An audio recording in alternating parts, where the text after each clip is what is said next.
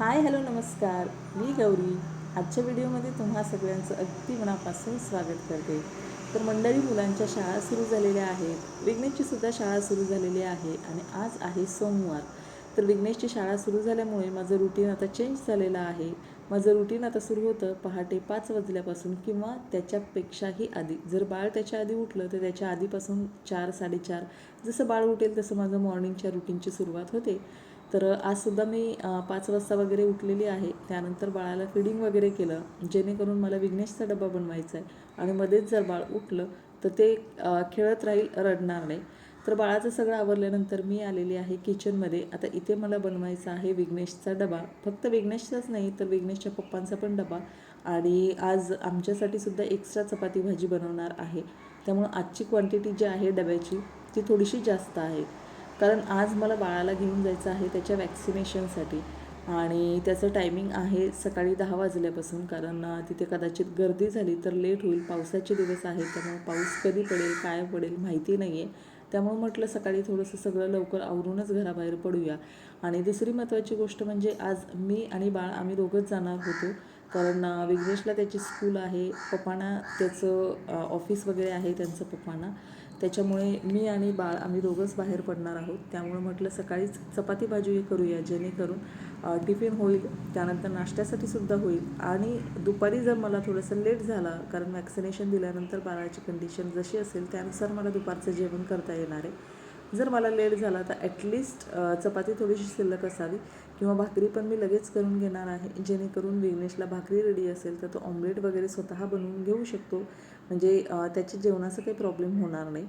तर अशा पद्धतीनं आता भाजी फोडणीला टाकते, तोपर्यंतच इकडे तयारी करून घेते चपाती करण्याची सुद्धा. तर उंडे पहिल्यांदा करून घेणार आहे आणि चपातीच्या क्वांटिटी जास्त असल्यामुळे आज थोडे जास्त वेळ मला किचनमध्ये उभं राहावं लागणार आहे. रोजचं रुटीन ठरलेलं असतं, इतक्या चपात्या असतात, इतकी भाजी असते, तर त्यानुसार इतका काही प्रॉब्लेम येत नाही. पण थोडीशी क्वांटिटी वाढली की मग वेळसुद्धा वाढतो आणि मग उभं राहून आपल्यावर येणारा ताण किंवा आपल्याला वाटणारं डिस्कम्फर्टनेस हे यासुद्धा गोष्टी घडू शकतात. तर त्यासाठी सुद्धा मध्ये मध्ये थोडंसं मी पाणी पित असते, थोडंसं जाऊन सोफ्यावर बसते, थोडंसं जाऊन बाळाकडे लक्ष देऊन येते. म्हणजे कंटिन्यू आपण एकच काम करतो आहे असं आपल्याला वाटत नाही. तर तुमच्याशी बोलत बोलत आता भाजी फोडणीला दिलेली आहे. त्याच्यामध्ये टाकलेलं आहे गरजेनुसार पाणी. आणि त्यानंतर भाजी जोपर्यंत होती आहे तोपर्यंत अशा पद्धतीनं चपातीचे उंडे करून घेते. आता विघ्नेश इथे उठलेला आहे, तर तो अंघोळीला जाण्यापूर्वी ना एकदा मला भेटायला येतो असा.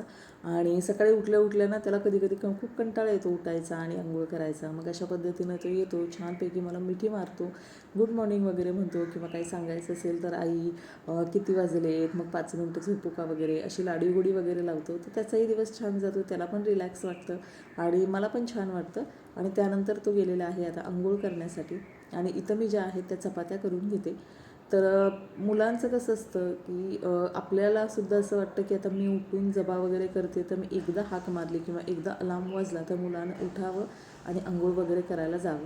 म्हणजे सुरुवातीला मलाही असंच वाटायचं, पण तसं होत नाही. कारण मुलांच्या दृष्टीने विचार केला तर रोजच सकाळी लवकर उठायचं आहे, त्याच्यानंतर शाळेत जायचं आहे आणि सकाळची झोप ही प्रत्येकाला ना खूप प्रिय असते असं मला वाटतं. कारण मला स्वतःला सकाळची पहाटेची झोप ना खूपच प्रिय आहे. त्यामुळे मला खरं तर त्याला उठवायला सकाळी खूप जीवावर येतं. पण जर नाही उठवलं तर त्याची जे रुटीन आहे, त्याची जी कामं आहेत ती त्याला खूप गडबड होते, त्याला व्यवस्थित नाश्ता करता येत नाही. आणि एवढं सगळं करूनसुद्धा शेवटी व्हॅनला किंवा बसला लेट होते आणि मग त्याला लेट झाला तर इतर मुलांनासुद्धा लेट होतो. त्यामुळे मी विचार करते की त्याला तो त्याच्या टायमिंगनुसार उठवून छानपैकी त्याचं मगच बाकी सगळ्या गोष्टी करेन.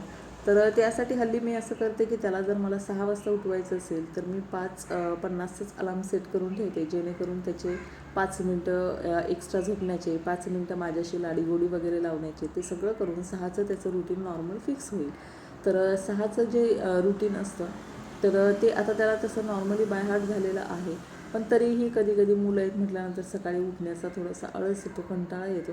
पण त्याचं इतकं आहे की त्याला शाळा आणि सकाळचं हे रुटीन खूप आवडतं. त्याला शाळा स्किप करणं कधीही आवडत नाही. त्यामुळे तो किती हे झालं, किती उशीर झाला, काही जरी झालं तरी तो रात्री त्याची स्वतःची बॅग पॅक करतो आणि सकाळी उठून सगळं फर्स्ट छानपैकी रेडी होऊन तो स्कूलमध्ये जातच जातो. तर ही त्याची खूप चांगली सवय आहे. त्याला कुठल्याही पद्धतीनं स्कूलमध्ये जाण्यासाठी प्रेशराईज करावं लागत नाही. म्हणजे लहान होता तेव्हाही नाही करावं लागलं आणि आताही त्याचं तो त्याच्या मनाने सगळं ॲक्टिव्हिटी करतो आणि सगळे छानपैकी त्याचं आवरून स्कूलमध्ये जातो. तर अशा पद्धतीनं ना मी चपात्यासुद्धा करून घेते. तर आता चपातीसाठी तुम्ही बघताय ना, इथं मी लोखंडी तवा वापरलेला आहे. कारण माझा जो तवा आहे ना, तो मला असं वाटतं खराब झालेला आहे. खूप धूर येतो त्याचा चपाती करताना. म्हणून मी हा लोखंडी तवा वापरते. कारण हा तवा मी ॲक्च्युली खूप आधीपासून घेतलेला आहे, पण ह्याची साईज ना खूप छोटी आहे आणि आपल्या चपात्या म्हणजे आमच्या चपात्या मोठ्या असतात.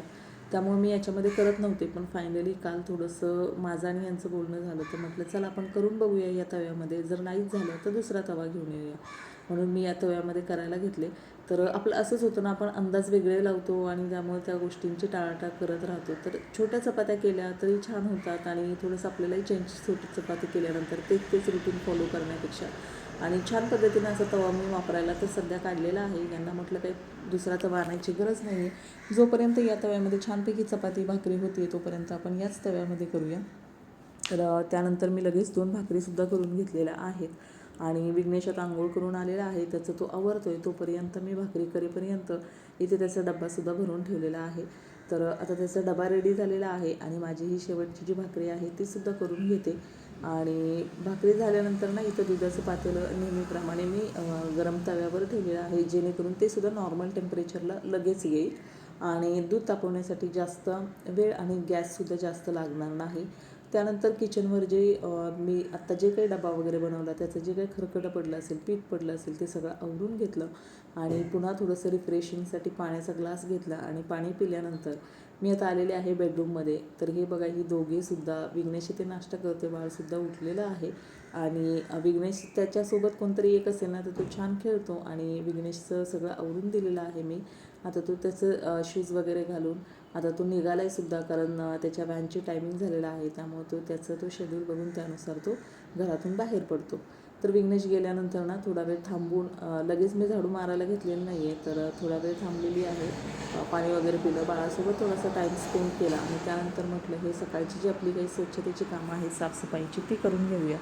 तर ती सगळी कामं झाल्यानंतर आता मी फायनली अंघोळ वगैरे केलेली आहे आणि त्यानंतर ना आता हा स्वतःसाठीचा मी टाईम मी एन्जॉय करते, ज्याच्यामध्ये मी नाश्ता करते छानपैकी, किंवा मला थोडंफार जर मोबाईलमध्ये काही बघायचं असेल किंवा काय करायचं असेल तर तो टाईम थोडासा आता यावेळी मिळतो. तर नाश्त्याला आज मी जसं बोलले तुम्हाला तसं चपाती, भाजी, चहा असंच घेणार आहे. पोहे, उपमा वगैरे या पद्धतीचा नाश्ता आज नाही करणार.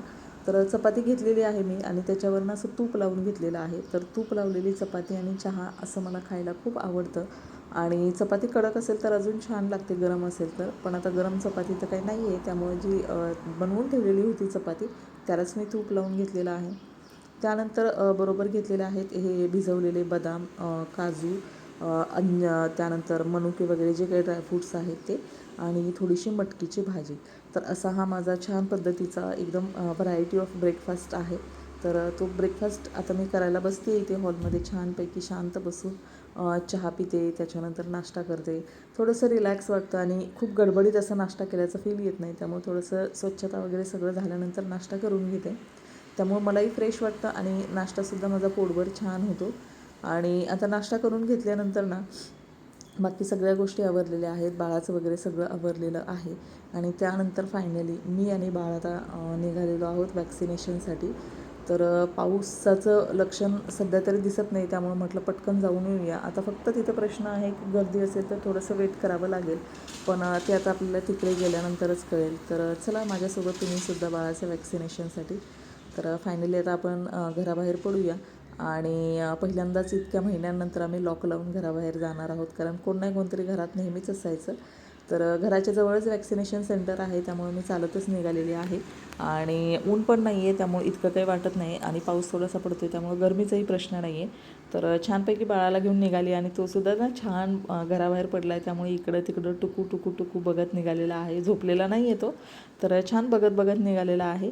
आणि अशा पद्धतीनं ना आता जवळच आहे, त्यामुळे मी लगेच इथं वॅक्सिनेशन सेंटरला येऊन पोचले आणि फायनली ना वॅक्सिनेशनसुद्धा झालं, कारण अजिबात गर्दी नव्हती. माझाच नंबर होता पहिला आणि आता मी निघालेले आहे घरी.